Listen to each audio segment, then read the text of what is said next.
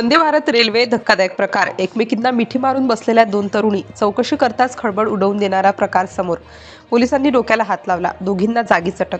Vande Bharat express वेगाने पुढे धावत होती आणि डब्यातील वातावरण अगदी शांत, सामान्य आणि निवांत दिसत होते. प्रवासी आपापल्या जागेवर बसून मोबाईलमध्ये गुंतले होते. काही जण खिडकीतून बाहेर पाहत होते तर काही जण हलक्या आवाजात गप्पा मारत होते. या सगळ्या साध्या दिसणाऱ्या वातावरणात एक छोटासा तपशील मात्र कुणाच्याच लक्षात आला नव्हता. एसी कोचच्या एका कोपऱ्यात दोन तरुणी अगदी शांतपणे एकमेकींच्या जवळ बसल्या होत्या. त्या एकमेकींना मिठी मारून बसल्या असल्यामुळे इतर प्रवाशांचे लक्ष थोड्या वेळासाठी त्यांच्याकडे गेले, पण लगेचच ते दुर्लक्ष झाले. कारण त्यांच्या वागण्यात काहीच वेगळं किंवा संशयास्पद वाटत नव्हतं. त्यांच्या पायाजवळ ठेवलेल्या दोन मोठ्या ट्रॉली बॅगा मात्र सतत हलक्या आवाजात एकमेकांवर आपटत होत्या.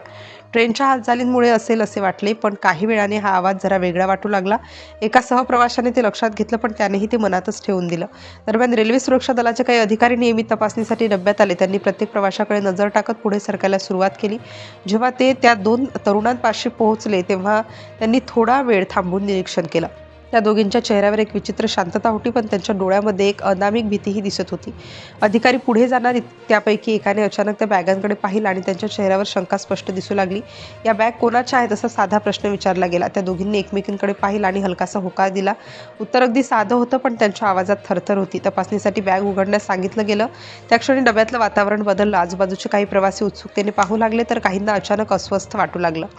पहिली बॅग उघडली गेली. आत काही कपडे असतील अशी सर्वांची अपेक्षा होती, पण बॅग उघडताच अधिकाऱ्यांच्या चेहऱ्यावरचे भाव बदलले. त्यांनी लगेच दुसऱ्या अधिकाऱ्याला इशारा केला. दुसरी बॅगही उघडली गेली आणि त्या क्षणी डब्यात एकदम शांतता पसरली. कोणालाही विश्वास बसत नव्हता की एवढ्या साध्या दिसणाऱ्या दोन मुलीच्या बॅगमध्ये असे काही असू शकते. अधिकाऱ्यांनी तत्काळ दोघींना वेगळं बसवलं. त्यांच्या हालचालीवर नियंत्रण ठेवण्यात आलं. काही प्रवासी उठून दूर गेले तर काही जण भीतीने थिजून बसले होते. त्या दोघींच्या चेहऱ्यावर आता स्पष्ट घबराट दिसत होती. त्या काही बोलत नव्हत्या, पण त्यांची अवस्था सर्व काही सांगत होती. अधिकारी सतत प्रश्न विचारत होते, पण उत्तर मात्र अस्पष्ट मिळत होतं. ट्रेनमधील इतर कर्मचाऱ्यांनीही या घटनेची त्यांनाही माहिती देण्यात आली. काही मिनिटातच परिस्थिती पूर्णपणे बदलली.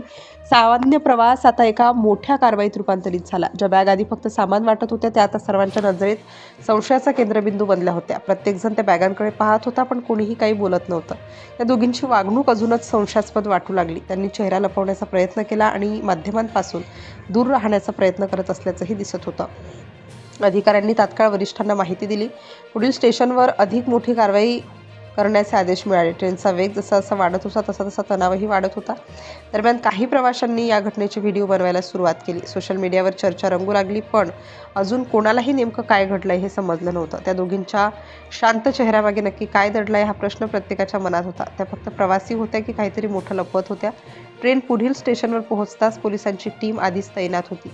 दोघींना खाली उतरवण्यात आलं आणि बॅग पुन्हा तपासण्यात आल्या. यावेळी मात्र तपासणी अधिक सखोल होती. प्रत्येक पॅकेट उघडून पाहण्यात आलं आणि त्यानंतर जे समोर आलं त्याने सर्वांना हादरवून टाकलं.